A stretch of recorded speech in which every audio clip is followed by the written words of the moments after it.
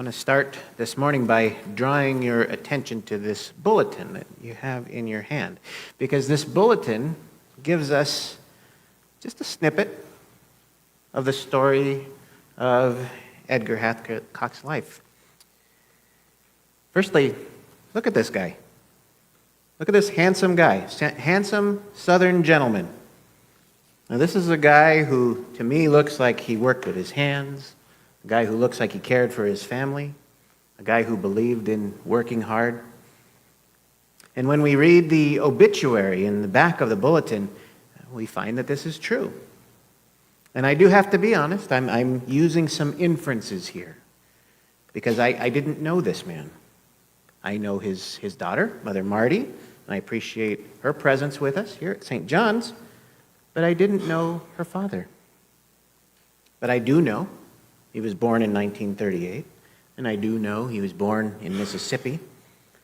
And when and where we are born can do a whole lot to shape the people that we are going to grow up to be.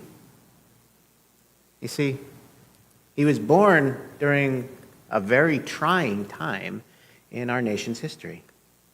And he lived to witness some of the events that have changed the world and will continue to change the world forever. How many of us in this room lived during the Great Depression? Probably not very many of us. My grandmother did. My grandmother lived through the Depression, and she had habits the rest of her life that were informed by living in the Depression era. She never threw out a plastic bag, for instance. Instead, she kept them to use them as waste can liners. And she reused coffee grounds, and she saved grease in a jar, and she used it, kept it on her stovetop, and she used it in place of oil because she didn't want to have to spend money on cooking oil. Well, Edgar lived during a time when that was just the normal practice. That was the thing that people did. And how many of us can say that we remember Pearl Harbor?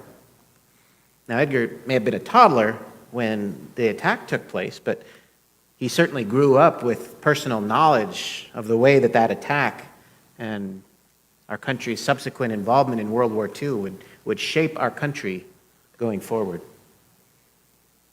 How many of us take it for granted that we can just go down to Sky Harbor Airport and hop on an airplane, and that airplane can bring us just about anywhere in the world we'd like to go? Because Edgar didn't always have that luxury. The advent of commercial air travel was merely beginning when he was a child. He lived to see the world change.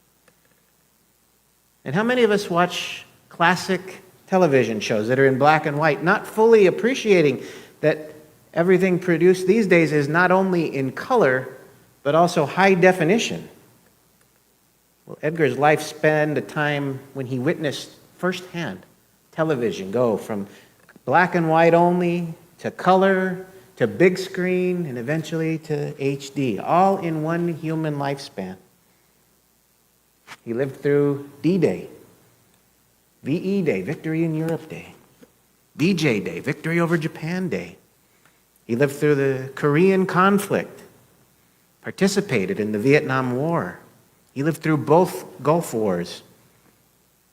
He saw the world change the morning on September 11th, 2001, when the nation was attacked by terrorists. And he was alive to experience the construction and the destruction of the Berlin Wall. Up until now, he has lived through every Super Bowl game. 16 different men served as president of the United States during his lifetime. Before his very eyes, he witnessed the world shrink. International travel is readily available these days. Trips that would have taken days or weeks or even months when he was a child could eventually be completed in 24 hours or less. He lived to see some pretty amazing things change in the world around him. And our service today is designed to hold that tension for us. It's designed to permit us to feel sadness for his death and at the same time to celebrate the life of a remarkable person who experienced some pretty remarkable things. What must it have been like to be that poor boy in Mississippi and then move to Virginia? What must it have been like to join the Air Force at a time when the world was in crisis, or to move from country to country with a young daughter? We get to explore all of those things when we permit his memory to live on. And in fact, that's what we ought to do. Because while there's always sadness when someone dies, there's also a fascination with knowing about that person's experiences, knowing that person's story, putting ourselves in that person's shoes, and learning what life must have been like. Our bulletin today just gives us merely a snapshot of Edgar's life. And Edgar's life is merely a snapshot of our existence on this planet. But it's an important snapshot. When we put all of these snapshots together, we make a bigger and more visible collage that paints a fuller, yet still incomplete picture. And the more we share, the more we honor Edgar's memory. The more we get to know this person that some of us knew quite well and others may not have known very well or even at all, the more we get to understand the room Jesus assured him he would have for him in his Father's house. The more we can imagine how that room is being decorated and painted and converted to that dwelling place that Edgar would want it to be. The kind of place that makes Edgar comfortable. The kind of place that matches his identity. During our service today, we will continue to honor Edgar, to hold him and his family in prayer, and to celebrate on his behalf that he is now enjoying his heavenly banquet. And when we leave, I want us all to reflect on Edgar's life and to keep his memory alive. What a fascinating life he lived.